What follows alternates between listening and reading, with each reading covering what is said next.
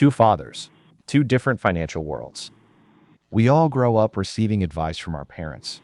But what happens when the advice you receive fundamentally contradicts the realities of building wealth? This is the exact dilemma Robert Kiyosaki faced as a young boy growing up in Hawaii, caught between the conflicting worldviews of his two fathers.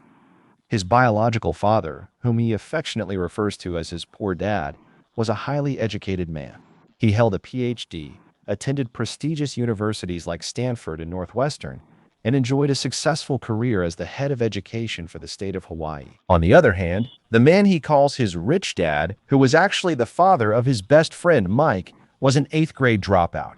Yet despite his lack of formal education, this man would go on to become one of the wealthiest individuals in the state. Growing up under the influence of these two distinct philosophies provided Robert with a unique vantage point, allowing him to observe exactly how our thoughts directly shape our financial destinies. The contrast between these two men was most evident in how they spoke about money. Whenever a financial challenge arose, poor dad would simply state, "I cannot afford it." This phrase, while seemingly harmless, acts as a mental stop sign. The moment you declare that you cannot afford something, your brain stops working. It accepts the reality of the limitation and goes to sleep. Rich Dad, however, adamantly forbade the use of those words. Instead, he insisted on asking a question: how can I afford it? This subtle shift in language completely alters your psychological state. By asking a question, you force your brain to search for solutions. You stimulate your creativity, ignite your problem-solving skills, and open your mind to possibilities that were previously hidden. Rich Dad believed that exercising your brain, the most powerful computer in the world, made you richer every single day, while mental laziness inevitably led to financial struggle. These linguistic differences extended into their broader views on life, education, and risk. Poor Dad constantly advised Robert to study hard so he could find a good company to work for. He believed in the traditional path: get good grades, secure a safe job with excellent benefits, work diligently, and save money for retirement. He viewed the home as a person's largest investment and greatest asset. Rich Dad offered entirely different advice. He suggested studying hard so you could find a good company to buy. He did not believe in job security. He believed in financial independence. To him, relying on an employer for your livelihood was a dangerous game.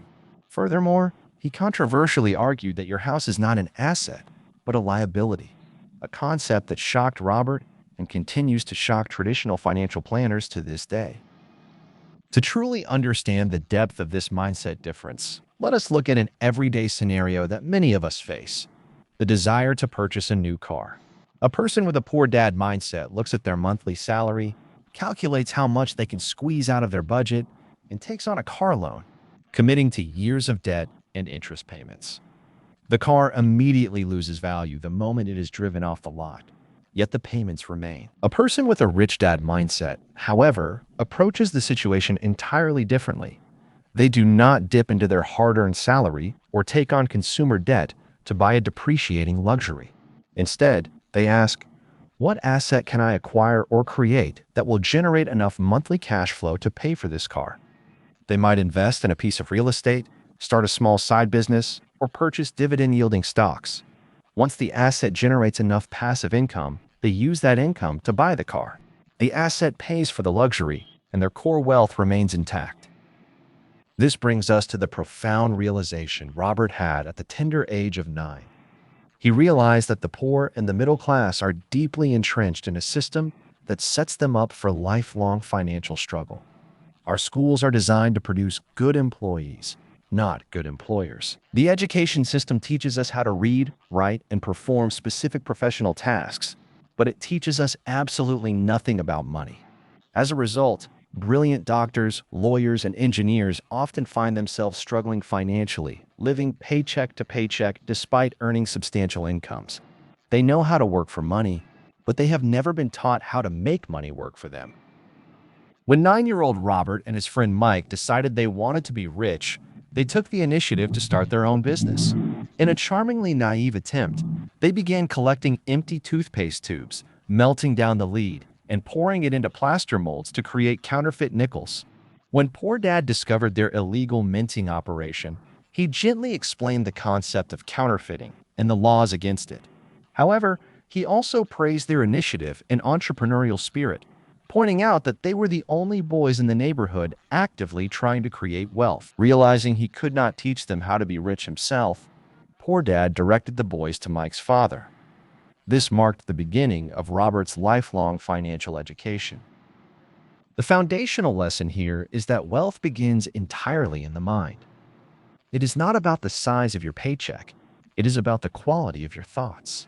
If you hold on to the belief that money is the root of all evil, that the rich are greedy, or that you will never be wealthy, your subconscious mind will ensure those beliefs become your reality.